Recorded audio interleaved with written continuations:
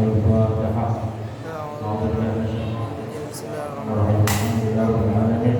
الرحمن الرحيم مالك يوم الدين إياك نعبد وإياك نستعين صراط المستقيم صراط الذين أنعمت عليهم غير المغضوب عليهم ولا الضالين آمين. Bab sabr 'ala musibah, ini bab sabar menghadapi musibah. Sekarang ini kita menghadapi musibah, negara kita, umat Islam, dunia, ya, menghadapi musibah namanya virus corona. Masya Allah, sekarang ini kita kalau salaman harus tidak usah salaman dengan pegang tangan, salaman harus dengan begini saja, ya, atau salaman dengan begini, salaman dengan begini. Assalamualaikum. Ya, Masya Allah, nanti kalau kamu punya pulang berlebaran sama orang tuanya, salaman mohon maaf begini saja. Ya Allah, kita sekarang ini musibah karena kita tidak bisa salaman. Kita ini sekarang harus menjaga jarak. Selagi masih virus ini berkeliaran di mana-mana. Paham apa? Jadi memang kita harus mengantisipasi kalau enggak maka cuci tangan. Harus sering cuci tangan yang bersih. Dan ini syariat Islam. Islam itu mengajar kita untuk bersih. Kalau wudu, sebelum wudu cuci tangan dulu yang bersih. Betul apa betul? Ini indahnya Islam. Indahnya Islam, sebelum kita wudu kita harus cuci tangan dulu. Kita ini diajarkan kalau mau berkumur saja harus kumur mulutnya dan kumur hidungnya dikasih bersih dulu. Baru menyuci muka kita. Ini Masya Allah, Islam mengajarkan kita ini bersih. Cuma masalahnya kita ini yang sudah tahu hukumnya kadang-kadang tidak bisa melaksanakan sendiri. Maka oleh karena itu bagaimana kita menyikapi berbagai musibah yang terjadi. Bab sabr 'ala musibah. Mu'adz bin Jabal radhiyallahu ta'ala anhu, mata ibni li wa kataba ilayya Rasulullah sallallahu alaihi wasallam. Mu'adz bin Jabal menceritakan, ketika saya ini anak saya meninggal dunia, kata Mu'adz bin Jabal, maka Rasulullah menghibur saya. Rasulullah memerintahkan sahabat yang lain untuk menuliskan surat kepada Mu'adz bin Jabal. Ini tulisannya, ini suratnya Rasulullah. Rasulullah memberikan surat kepada Mu'adz bin Jabal dengan sangat indah, luar biasa, dan bisa menjadikan pedoman buat kita semuanya. Ini tulisannya Rasulullah. Ini apa ini yang dicatat oleh Rasulullah tapi didikte dari Rasulullah SAW. Suratnya adalah seperti ini. Bismillahirrahmanirrahim. Min Muhammad Rasulullah ila Mu'adz bin Jabal. Ini surat dari Muhammad Rasulullah kepada Mu'adz bin Jabal. Assalamualaikum. Semoga keselamatan Pak.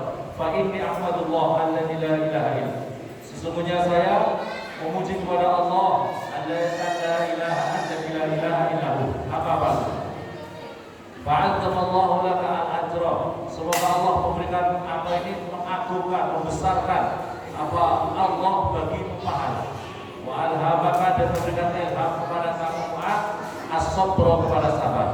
Wa razaqaka wa iyyakum as-shukra, dan semoga Allah memberikan kepada kamu wahai Mu'adz as-shukra, rasa syukur. Summa anna nufusana wa amwalana wa ahalina wa auladina wa amwalahum min mawabillah al-janina. Ketahuilah wahai Mu'adz, sesungguhnya jiwa kita, diri kita ini, harta benda kita, keluarga kita, anak-anak kita ini Mu'adz, wa amwalahum, dan seluruh harta mereka semuanya itu adalah min mawahibillah. Semua itu adalah dari pemberian Allah Subhanahu wa ta'ala, alatiah yang menyenangkan. Wa awalihi, dan dari pinjamannya Allah. Semua diri kita ini, tubuh kita, harta benda anak kita, seluruh harta benda kita ini adalah titipan dari Allah Subhanahu, pinjaman dari Allah Subhanahu wa ta'ala, dan titipan dari Allah Subhanahu wa ta'ala. Natamat tahu yang kita merasakan menikmati daripada fasilitas titipan dari Allah ini. Ila ajalin ma'dud, sampai batas yang ditentukan. Wa yaghbiduha li waqtin ma'lum, dan akan diambil oleh Allah kepada waktu yang akan sudah diketahui. Subhanallah alaina asyukra. Kemudian Allah mewajibkan kepada kita untuk bersyukur kepadanya. Idza utiya, ketika diberikan anugerah kepada Allah, wasabra ila dunia, dan kita disuruh bersabar ketika kita diberikan ujian. Wa kana ibnu hadza, kata Allah, dan putramu itu ada min mawahibillah, dan ketahuilah Mu'ad, putramu itu yang meninggal adalah dari anugerah pemberian Allah yang menyenangkan. Wa awalihi, dan titipannya Allah al-mustauda'ah, yang dititipkan maka Allah bi, semoga Allah memberikan kenikmatan kepada kamu daripada putramu. Fi hubdatin wa surur, di dalam suka juga, suka dan bahagia kamu. Wa qabadahu bi ajrin kabir, dan diambilnya putramu ini semoga kamu diberikan pahala yang besar. In sabarta, jika kamu bersabar. Wa tasabta, dan mencari pahala karena Allah. Pada tajawwana 'alaika ya Mu'ad ayyub bata jazauka, jangan kau mengumpulkan wahai Mu'ad supaya kamu menghapus kesusahan kamu ini dari pahala kamu. Jangan jadikan ya Mu'ad kesusahan kamu itu justru bisa menjadikan apa ini hilangnya pahala kamu. Maka kamu akan rugi, maka kamu akan menyesal. Alam apa? Walau pada ala sawab musibah, kalau kamu mengetahui ala sawab musibah atas pahala yang diberikan kepada musibah kamu. Arafta ada musibah qad, sesungguhnya musibah ini sungguh sangat sedikit apa dibandingkan wa'lam anan jaza la yaruddu maita. Ketahuilah Mu'ad bahwa sesungguhnya apa ini susah kamu, kesusahan kamu ini tidak bisa mengembalikan orang yang mati bisa menjadi hidup. Kamu kalau mendapatkan musibah, orang mati pokoknya ditinggalkan mati oleh keluarga kita, kesusahan kita ini tidak menjadikan sebab orang yang mati bisa hidup lagi.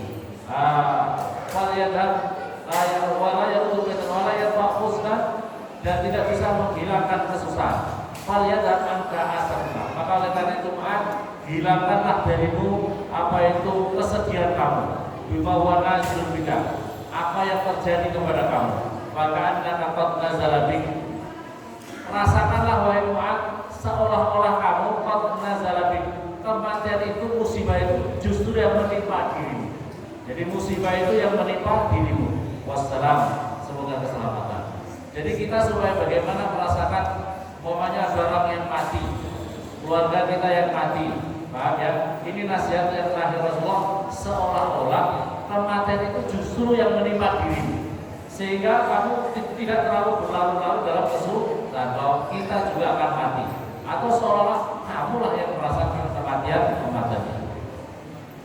Qala Fakir radhiyallahu ta'ala anhu, makna qauli falyadabaka asabuka, makna daripada hilangkanlah dari diri kamu rasa penyesalan kamu, susah kamu bahwa nazarun juga, yakni tafakkuru fil mati alladhi apa itu wa nazilun bika.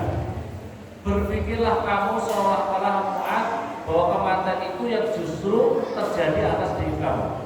Hatta yadhhabu husna, sehingga kamu bisa menghilangkan rasa suka kamu.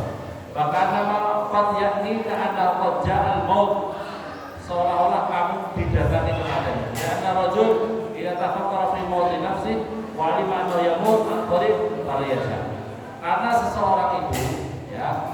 seseorang itu kalau dirinya berpikir bahwa kematian itu yang menimpa dirinya dan dirinya akan mati dengan waktu yang pendek, padahal dia akan segera mati di waktu yang dekat, maka dirinya tidak merasa sangat bersusah.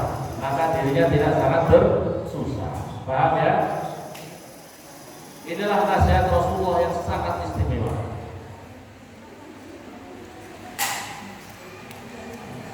Wa Anas bin Malik radhiyallahu anhu qala Rasulullah sallallahu alaihi wasallam, man asbaha hazinan 'ala dunya asbaha sa'atan 'ala rabbih. Barang siapa di waktu pagi dia susah menghadapi masalah dunia, barang siapa di waktu pagi dia susah menghadapi masalah dunia, maka dia akan jadi pagi-pagi itu sedang membenci kepada Tuhannya. Paham ya?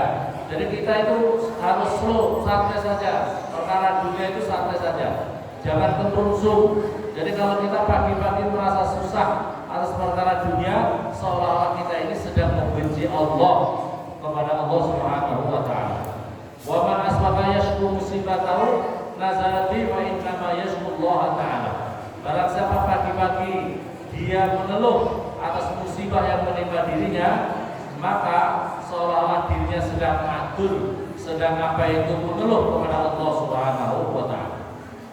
Perhatikan ini hadis, wa man tawaddu'a li ghaliin liyanala ma fi yadihi abadallahu sulusai amali. Barang siapa tawadhu itu artinya mengadap asor, membungkukkan, merendahkan diri. Barang siapa orang merendahkan diri kepada orang kaya yang karena kayanya itu supaya dirinya mendapatkan bagian dari kekayaannya itu, maka Allah akan menghilangkan apa itu sulusai amalik, 2/3 amal-amalnya. Perhatikan, kalau kita ini kalau bertemu sama orang kaya terus menundukkan diri supaya kita ini terus dikasih uang, mendapatkan uang dari orang kaya itu, maka Allah akan menghilangkan pahalanya, amalnya, 2/3 amalnya dihapus oleh Allah Subhanahu wa taala. Nauzubillah subhanahu wa man utiya Quran fadakhalan nar ab'adallahu min rahmatih. Nah, ini yang berikutnya lagi. Barang siapa orang itu dikasih Al-Qur'an. Paham? Barang siapa orang itu dikasih Al-Qur'an, bisa hafal Al-Qur'an, bisa memahami Al-Qur'an, bisa membaca Al-Qur'an. Tetapi orang itu dimasukkan neraka oleh Allah, maka ab'adallahu min rahmatih. Maka Allah akan menjauhkan orang itu dari rahmatnya, kasih sayang Allah Subhanahu wa taala. Masyaallah, ma'udzubillah subhanahu. Ya, ini maksudnya di sini adalah man atallahu ta'ala al-Qur'an wa lam ya'mal bima fihi wa tahawana hatta taqallada. Barang siapa orang itu diberi anugerah bisa membaca Al-Qur'an, menghafal Al-Qur'an, memahami Al-Qur'an, tapi orang itu tidak mengamalkan Al-Qur'an. Kalian sudah belajar Al-Qur'an apa tidak? Kalian sudah belajar Al-Qur'an atau belum? Terus kamu tidak mengamalkan yang ada di dalam Al-Qur'an itu, maka Allah akan menjauhkan orang itu akan dimasukkan neraka, dan Allah akan menjauhkan orang itu dari rahmatnya Allah Subhanahu wa taala. Ya annahu alladzi fa'ala bi nafsihi haitsu lam ya'rif hurmat Al-Qur'an. Kenapa ini bisa terjadi? Karena dirinya tidak menghargai, tidak menghormati daripada kehormatan Al-Qur'an. Maka hati-hati yang paham Al-Qur'an, hati-hati yang sudah belajar Al-Qur'an, hati-hati yang sudah hafal Al-Qur'an. Kalau kalian diam saja, tidak mau mengkhidmatkan Al-Qur'an, jangan-jangan dijauhkan daripada rahmatnya Allah Subhanahu wa taala. Wa qala Habib Munabbah radhiyallahu ta'ala anhu, wajadtu fi Taurat arba'ata asur. Diketerangkan bahwasanya Wahab bin Munabbah beliau mengatakan, saya menemukan di dalam kitab Taurat ada 4 lampiran yang berturut-turut. Ahaduha man qara'a kitab Allah Ta'ala fa dhanna annahu lam yaghfir lahu fa huwa minal mustahzi'ina bi ayatillah. Yang pertama, barang siapa yang membaca kitabnya Allah, Al-Qur'an kitabnya Allah tidak? Barang siapa membaca kitabnya Allah seperti Al-Qur'an, kemudian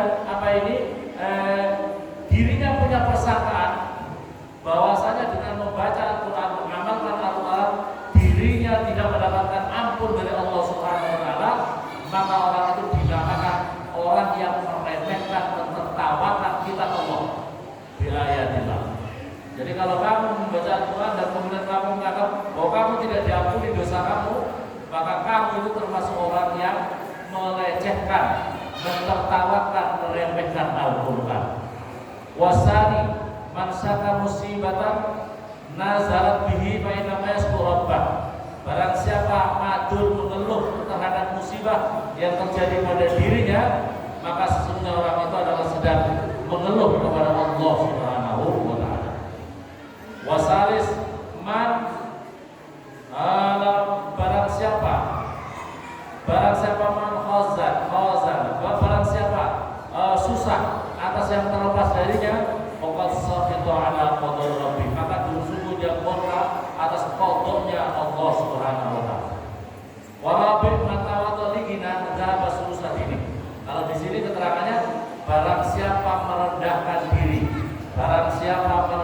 diri kepada orang kaya karena kekayaannya ini, maka Allah menghilangkan 2/3 agamanya. Jadi 2/3 agamanya sudah diruntuhkan oleh Allah Subhanahu wa taala karena apa yakni naqasa min yaqini, artinya dikurangkan dikurangi daripada keyakinannya orang itu. Nauzubillah subhanallah. Jadi kalau kita ketemu orang kaya, ya hormat begitu saja, hormat karena manusianya, karena orang tuanya, jangan karena kayanya. Karena kamu kalau karena kayanya, maka yang dikhawatirkan kamu akan hilang 2/3 agama kamu. Jadi karena orangnya, karena orang tuanya, karena muslimnya, jangan karena kayanya. So kalau karena kayanya, motivasinya adalah kamu ingin mendapatkan keuntungan daripada mati ini. Paham? Ya, paham? Jadi kamu menghormatinya karena apa? Karena orangnya, muslimnya, orang tuanya. Itu yang kamu hormati. Jangan karena kekayaan. Paham? Jangan karena kekayaannya. Ini agama mengatur seperti ini. Walau Rasulullah sallallahu alaihi wasallam man mata lahu salasata auladin. Ini adalah tentang musibah-musibah. Ini di antara musibah adalah kalau ada orang yang ditinggal mati oleh anaknya. Ini hadis Nabi. Barang siapa yang orang itu ditinggal mati oleh anaknya 3 anak. Ini tiga anak. Lam yalijinna illa tahillatal basar. Maka orang itu sekali-kali tidak akan disentuh, tidak akan masuk ke neraka. Jadi kalau orang punya anak 3, kemudian 3-tiganya mendapatkan musibah, dipanggil terlebih dahulu, mati terlebih dahulu, maka orang itu tidak akan masuk ke dalam kecuali dalam urusan ini, kecuali adalah melaksanakan sumpah. Di dalam Al-Quran itu gini, wa inna minkum illa wariduha, di dalam surat Maryam 71. Wa inna minkum illa wariduha. Wa inna di sini bermakna ma minkum. Artinya wa ma minkum, dan tidak ada dari kalian semuanya, illa wariduha, kecuali akan melewati neraka itu. Jadi namanya melewati, bukan memasuki. Paham ya? Akan melewati. Nah, cara melewatinya itu macam-macam. Ada yang jalan cepat, ada yang kayak kilat yang menyambar. Yang penting melewati. Kita akan melewati neraka jahanam itu. Tapi melewati karena di situ ada siratal mustaqim. Jadi tidak harus masuk ke neraka. Nah, di antaranya orang yang punya anak 3. Maka oleh karena itu ini di antara, ini bukan mengharapkan, di antara barangkali kalau ada orang dapat musibah punya anak 3, 3-tiganya dipanggil oleh Allah Subhanahu wa taala. Ya, 3-tiganya dipanggil oleh Allah Subhanahu wa taala. Maka oleh karena itu pentingnya punya anak banyak. Ya, paham apa paham? Punya anak 2 saja. Ya? Kalau bisa punya anak yang banyak. Ya. Warawan Rasulullah sallallahu alaihi wasallam naqal, "Ma min muslimin yusabu bi musibatin wa in qadima ahduha fa ahdatsalah istirja." Ini di dalam keterangan hadis Nabi, barang siapa mendapatkan musibah tapi sudah lama. Orang itu mendapatkan musibah tapi sudah lama, ya. Kemudian diucapkan innalillahi wa inna ilaihi. Ini kamu ingat namanya musibahnya 10 tahun yang lalu. Begitu ada ngomong, gimana? Oh iya, saya punya keluarga sudah meninggal dunia. Innalillahi wa inna ilaihi raji'un. Kalau kamu mengucapkan innalillahi wa inna ilaihi raji'un, maka kamu mendapatkan pahala yang sama sebagaimana pahala pertama kali kamu mengucapkan. Bapak kamu meninggal, innalillahi wa inna ilaihi. Itu musibah apa enggak? Perkara yang menyusahkan kita apa tidak? Bapak kita meninggal, ibu kita meninggal. Itu musibah apa tidak? Anak kita meninggal, keluarga kita meninggal. Mungkin ada harta kemudian terbakar. Kita ucapkan innalillahi wa inna ilaihi. Itu pahalanya besar sama dengan ketika yang pertama kali kita mengucapkan innalillahi.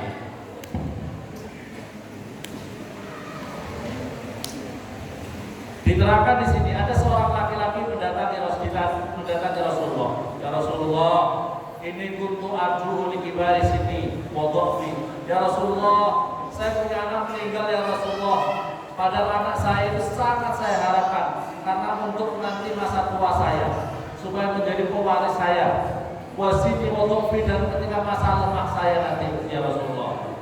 Faqala ya Rasulullah sallallahu alaihi wasallam, amma yasuruka an ta'ti yaumal qiyamah. Apakah kamu tidak bahagia, kata Rasulullah? Ini Rasul menghibur dan ini kenyataan.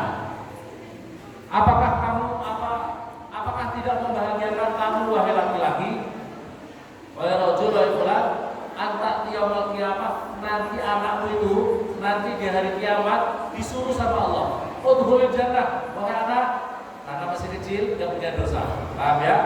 Karena masih kecil tidak punya dosa. Paham apa paham? Anak kecil, udkhulil jannah, masuk kamu ke surga. Wahai anak, silakan kamu. Terus jawabnya, bagaimana kedua orang tuaku ya Allah? Jawabnya, udkhulil jannah sampai 3 kali. Diterangkan di sini, udkhulil jannah, masuk kamu ke surga. Masuk kamu ke surga. Bagaimana bapakku, kedua orang tuaku ya Allah? Masuk ke surga sampai 3 kali. Terus kemudian sama Allah SWT, mana orang tua kamu? Malaikat, mana orang tuanya? Di neraka, ambil, masukkan ke surga. Sama anaknya yang masih ketika mati, ketika waktu kecil. Maka begitu diterangkan begitu, rajul tadi, sahabat itu kemudian berbahagia, tidak susah, tidak menderita lagi. Karena apa? Anaknya nanti yang akan menjemput dirinya untuk masuk surga. Amin Allahumma. Maka diantaranya ini keistimewanya. Maka kalau kita punya anak-anak kecil harus diakekahkan. Mungkin salah satu yang kalau tidak diakekahkan nanti tidak kenal sama orang tuanya.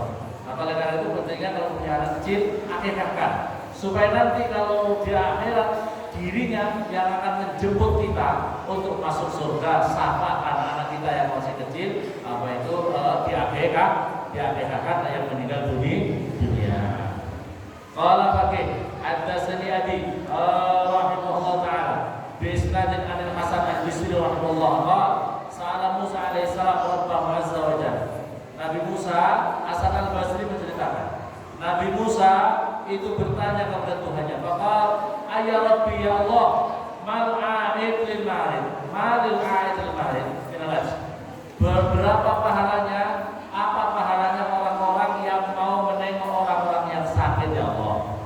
Orang-orang yang menengok orang yang sakit itu berapa pahalanya ya Allah? Jawabnya Allah Subhanahu wa taala, qala akhrajahu min dunubi kayaumil waladil umum. Orang itu akan dikeluarkan dosa-dosanya seperti dirinya baru dikeluarkan dari perut ibunya. Jadi kalau orang mau iyadatul marid, orang mau menengok saudaranya yang sakit, itu dirinya seperti dikeluarkan dari perut ibunya. Artinya dosa-dosanya diampuni oleh Allah Subhanahu wa taala. Orang kalau baru keluar dari perut ibunya punya dosa apa tidak? Pernah main Facebook apa tidak? Pernah pacaran apa tidak? Pernah, enggak punya dosa karena baru keluar dari perut ibu. Kalau sudah agak besar-besar itu sudah dosanya, Allah campur kan? Campur. Betul apa betul? Maka rajinlah kalau bisa ada orang sakit, tengok. Tapi yang ditengok laki-laki sama laki-laki, perempuan sama perempuan. Kalau kamu mau nengok ada orang perempuan yang sakit, kamu di luar saja. Bawa kue, bawa segala macam, taruh, tapi tidak usah masuk. Apalagi yang ditengok masih perawan. Apalagi belum beli, itu bukan tambah pahala, tambah dosa. Paham? Kita ada santri di sini yang sakit, santri putra sakit, santri putri tengok ke rumah sakit, sibuk lantaran segala macam. Orang tuanya sakit, dia nggak mikirin. Orang tuanya sakit, orang tua saya sudah tua, nggak apa-apa wis. Tapi kalau anaknya tetangga sakit, sibuknya masya Allah. Alhamdulillah subhanallah. Itu bukan i'adatul marid untuk melebus dosa, tapi menambah. Alhamdulillah subhanallah. Kalau mau tengok enggak apa-apa, tapi di luar saja. Ya, di luar. tanya, jadi gentle, jadi orang kesatria datang bawa apa kue-kue taruh di luar, ini sakit taruh sampaikan untuk ke dalam. Nggak usah pesan-pesan, nggak usah bikin surat ya, nggak usah bikin surat segala macam dari bulan bin bulan ngantarkan kue, nggak usah, itu maksiat ya, itu cari-cari berhak. Paham. Terus kemudian bakal ayurat fama limasyi'il mauta minal ajr. Bagaimana pahalanya orang yang mengantarkan jenazah ya Rasulullah? Bagaimana kalau mengantarkan ada orang mati meninggal, pahalanya berapa ya Rasulullah? Faqala ab'asu 'inda mauti malaikatan yusayyi'unahu ila qabrin bi rayatin summa ila al-mahsar. Kata Allah Subhanahu wa taala, aku akan kirimkan malaikat, saya akan kirimkan malaikat untuk mentakziah, untuk mengantarkan jenazahnya orang itu sampai kuburnya dengan bendera. Aku kirimkan malaikat dengan bendera yang mengantarkan jenazahnya orang itu sampai ke kuburan dan nanti ke padang mahsyar untuk memasuki surganya Allah Subhanahu. Makanya kalau ada orang mati, antarkan sampai kuburan. Ini diantara hikmahnya supaya kita nanti diantarkan oleh malaikat di kubur kita, di mahsyar kita. Amin Allahumma. Terus qala ya Rabbi mali mu'izzil mubtala bil ajr. Bagaimana orang yang takziah bagi orang yang kena musibah ya Allah? Berapa pahalanya orang yang bertakziah, orang yang menengok saudaranya yang kena musibah? Maka jawabnya Allah Subhanahu wa ta'ala, fi dhilli yawma la dhilla illa dhilli yakni dhillul arsy. Nanti orang itu akan aku beri tempat berteduh di bawah tempat berteduhku di akhirat, di padang mahsyar, yang tidak ada tempat berteduh lain kecuali tempat berteduhku, yaitu di bawah arsy-Ku, yang di bawah arsy-Nya Allah Subhanahu wa ta'ala. Qala Nabi sallallahu alaihi wasallam. Langsung ini hadisnya panjang, saya ambil di tengahnya. Wala qatrotani ahabbu ilallahi min qatrati damin fi sabilillah. Tidak ada tetesan atau dua tetesan yang paling lebih dicintai oleh Allah Subhanahu wa taala. Ada dua tetesan yang paling dicintai oleh Allah Subhanahu wa taala. Yang pertama adalah tetesan darah orang yang membela jalan Allah, mati di jalan Allah Subhanahu wa taala. Maka itu tetesan darah itu paling dicintai oleh Allah Subhanahu wa taala. Wa terus kemudian wa qutratu dam'in min sawadil lail, dan tetesan air mata. Tetesan air mata di tengah malam gulita, di tengah gelapnya malam yang gulita. Wa huwa sajidun, sementara ia tetesan air mata itu diteteskan sedang ia dalam keadaan sujud, minta ampun, minta maaf sama Allah Subhanahu wa taala. La yarahu illallah, yang tidak diketahui kecuali Allah Subhanahu wa taala. Jadi di tempat sepi, jangan kamu sholat malam ketika ada calon mertua baru wajib Allahu Akbar. Sholatnya kayak di bursa apa itu dikencang-kencangkan, karena di kamar sebelah ada calon mertua. Dikira supaya calon mantu saya orang soleh. Masya Allah. Padahal solehnya kamu asal tipuan. Na'udzubillah subhanallah, yang tidak orang mengetahui. Sholat kamu sendirian, kamu sujud di tengah malam, tetesan air mata. Ya Allah, kamu tidak bisa nangis sih. Ya Allah, ya Allah, ya Allah, ya Allah, ya Allah, ya Allah, nangis. Ya Allah, ampuni aku ya Allah, ighfir dzunub ya Allah, ighfir dzunub ya Allah. Nangis kalau bisa menetes air mata. Tetesan air mata itu yang paling dicintai oleh Allah Subhanahu wa taala. Tetesan air mata itu yang bisa memadamkan geloranya api neraka. Amin Allahumma. Dan tidak ada langkah, ada dua langkah yang paling dicintai oleh Allah Subhanahu wa taala. Ahabbu ilallah min khutbatin ila sholatil mafruḍah. Yang pertama, langkah yang paling dicintai oleh Allah, melangkah untuk menjalankan sholat berjamaah. Ya, sholat wajib. Apalagi berjamaah, dekat di sini nggak mau jamaah, ya. Kalau di Mekah itu ya, kalau di Mekah itu perjalanan apa itu ada yang 4 kilo, ada yang 5 kilo, 7 kilo, jalan kaki ke masjid untuk menjalankan sholat. Kamu di sini dekat dari 1 kilo sudah keberatan ya. Apalagi santri putra, kayak seolah-olah di sini pondok putra itu kayak 8 kilo perjalanan. Ya panggil, kayak 8 kilo perjalanan pondok putra ke sini. Padahal langkah kalian untuk menjalankan sholat wajib itu paling dicintai oleh Allah SWT. Kalian ingin dicintai Allah atau tidak? Kalian ingin dicintai Allah atau tidak? Malas-malas, jangan berbeda, jangan munafik, lain di mulut, lain di kenyataan, ya. Paham? Terus khutbatun ila silaturahim. Yang berikutnya lagi langkah untuk menuju silaturahim. Kisah Nabiullah Sulaiman alaihissalam susah. Nabi Sulaiman itu pernah di dalam keterangan kitab ini dikatakan, Nabi Sulaiman pernah susah putranya. Nabi Sulaiman itu putranya banyak, karena istrinya banyak. Istrinya Nabi Sulaiman itu banyak, paham? Istrinya Nabi Sulaiman itu banyak, oke, itu sampai 100, ya, sampai 100. Nah, itu istrinya banyak. Terus salah satu putranya meninggal dunia. Begitu dia susah, putranya meninggal dunia, susah Nabi Sulaiman. Terus tiba-tiba malaikat ini, dua malaikat, ini dua malaikat memberi pelajaran, mengadu. Waalaikumsalam, mengadukan sama Sulaiman. Ada apa? Saya mau ketemu sama Raja Nabi Sulaiman. Raja apa? Sultan ya. Raja Nabi Sulaiman, karena Nabi Sulaiman adalah seorang raja.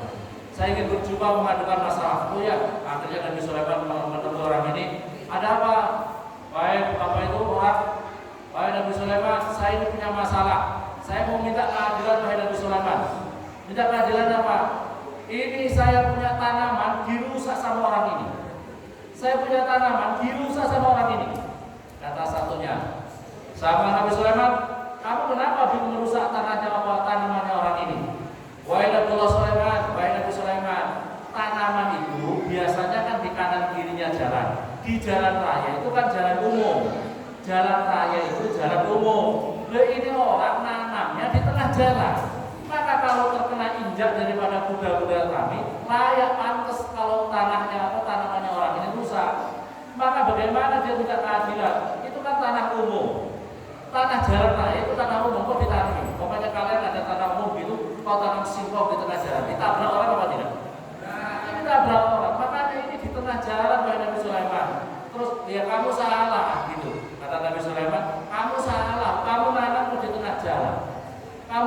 di tengah jalan. Bagaimana kalau rusak ya pantas gitu. Terus malaikat bersama.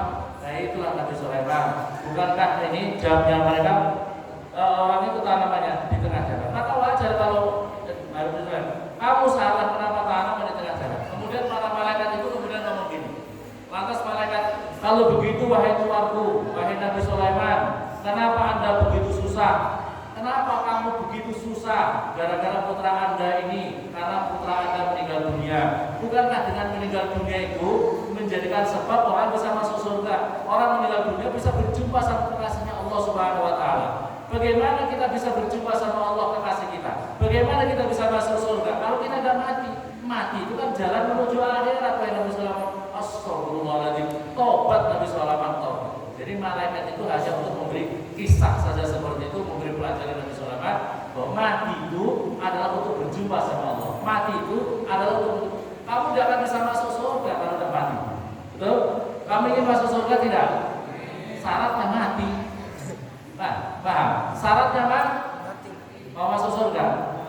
Mati dulu. Paham? Ingin jumpa sama Allah? Mati dulu. Mati dulu ya. Nabi Sulaiman akhirnya bertobat. Ya, sikap kita menghadapi musibah, semoga Allah Subhanahu Wa Taala memberikan ketabahan bersama kita. Kita termasuk